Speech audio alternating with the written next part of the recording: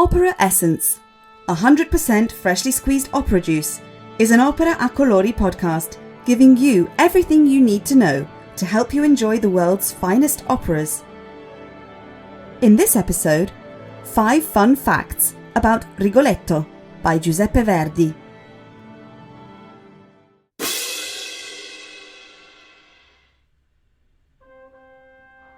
Did you know that Rigoletto by Giuseppe Verdi had its first performance on the 15th of March 1851 at La Fenice Theatre in Venice and was an enormous success?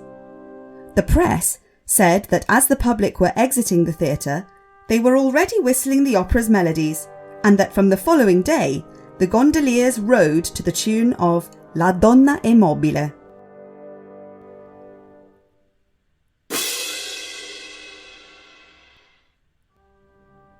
Did you know that the opera Rigoletto is based on the Victor Hugo novel Le Roi s'amuse?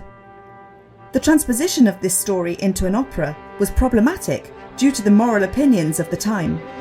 Above all, the original name for the protagonist was Triboletto, the vexed one, and the story was set at the French court.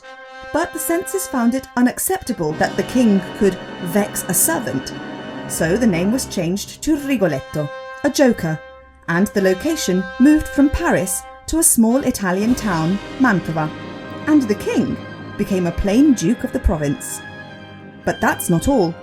The censorship objected, amongst other things, to the fact that the leading man couldn't be ugly and hunchbacked, just as it made them laugh that Gilda gets shoved into a bag after being stabbed. Despite these objections, Verdi didn't lose faith and was able to make the appropriate changes to create this masterpiece.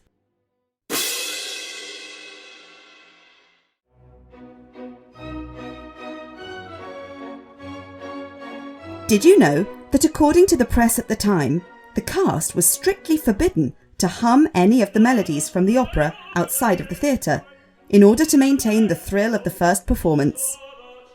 Apparently, Verdi was so sure of the success of the aria La Donna è mobile that he only gave the singer the score the day before the first night. Of course, at the time copyright didn't exist, so the composer had to defend himself as he saw fit.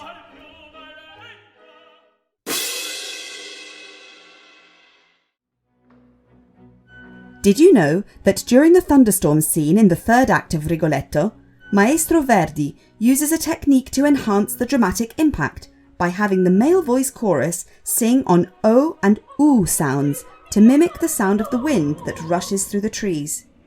This was a device never before used and still to this day creates an amazing soundscape.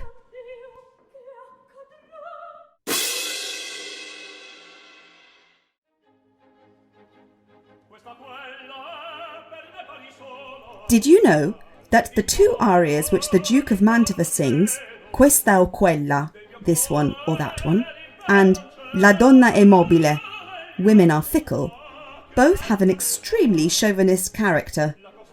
They weren't, however, limited by the censorship of the time. If their texts were to be sung today in a pop song, they would create such outrage that they wouldn't be produced at all.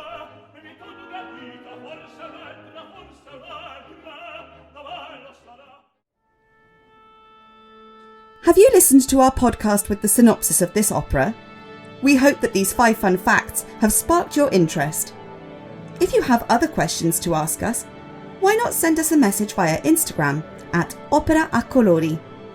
We look forward to hearing from you soon.